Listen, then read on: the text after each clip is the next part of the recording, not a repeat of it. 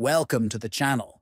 Today we are going to show you how to easily change the units of measurement for length in the Fitbit app, whether you prefer centimeters, kilometers, feet, or miles.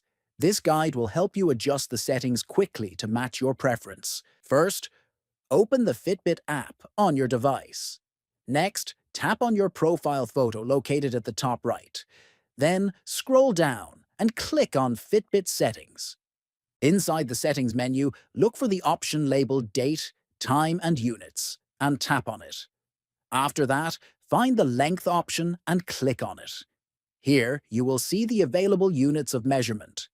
You can choose between centimeters, kilometers, feet, or miles, depending on your personal preference and the system you're most comfortable using. If you found this video helpful, please subscribe to the channel, like the video, and share it with your friends. Thanks for watching, and stay tuned for more helpful tips.